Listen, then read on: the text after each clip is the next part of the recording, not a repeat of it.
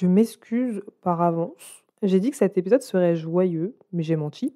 Le roman du jour est un drame. Il est même question de deuil. Donc, sorry.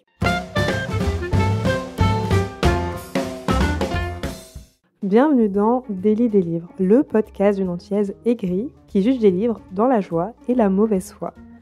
Aujourd'hui, je vais te parler d'un feel-good qui n'a ni un début ni un milieu très joyeux, mais qui se termine sur une note d'espoir. Ce roman, c'est Jamais je ne t'oublierai de Marjolaine Solaro. On suit Guillaume, Diane et Elisabeth qui sont tous les trois à un tournant de leur vie. Guillaume vient de perdre sa mère et apprend lors de l'enterrement que sa femme est en train d'accoucher de leur troisième enfant. On a Diane qui part tourner un reportage alors que son couple est en train d'imploser.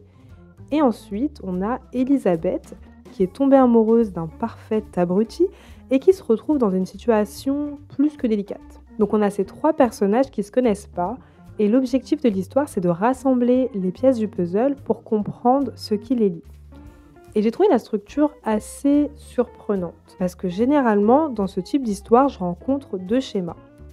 Soit aucun des personnages ne se rencontre, soit ils sont tous amenés à se rencontrer à un moment ou à un autre de l'histoire. Là, on a Guillaume et Diane qui se rencontrent assez rapidement et qui apprennent à se connaître lors d'un voyage en train. Et à côté de ça, on a Elisabeth qui vit sa petite vie dans son coin sans jamais rencontrer Guillaume ou Diane. Donc il y a de quoi se demander pourquoi Elisabeth est l'un des personnages principaux du roman.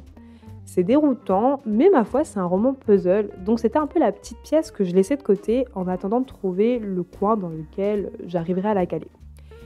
Et puis à cette atmosphère reposante, un peu rassurante même, dans le sens où les personnages ne sont pas du tout extraordinaires et qu'ils vivent des situations banales. Ils ont des problèmes de couple, des problèmes de famille, ils sont totalement dépassés par ce qui leur arrive et en réalité, ils essaient juste de faire de leur mieux. Et contrairement au feel-good que j'ai pu lire jusqu'à présent, où tout se résout assez facilement grâce à un road trip, à l'amour et à la force de l'amitié, là, on n'est pas sur un mantra « la vie est belle, donc profitons coûte que coûte ». Là, on a plutôt des personnages qui sont dans une réflexion et leurs problèmes ne vont pas se régler en un jour ou en une semaine. Guillaume, par exemple, ça va lui prendre des mois pour trouver un équilibre entre le deuil qu'il est en train de vivre et la naissance de son enfant. Je vais donc terminer cet avis en me répétant.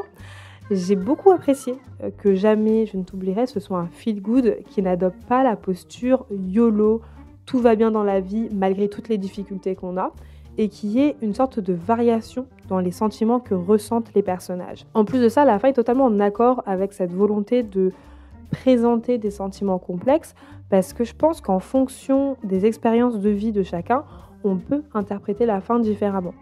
Personnellement, j'ai trouvé que la fin était heureuse parce que ça a représenté un renouveau, mais je peux comprendre que certains trouvent la fin un peu triste. En tout cas, moi j'ai quand même réussi à la fin à placer cette pièce du puzzle que j'avais laissée sur le côté. Et en plus de ça, ça faisait sens, donc ça fait toujours plaisir.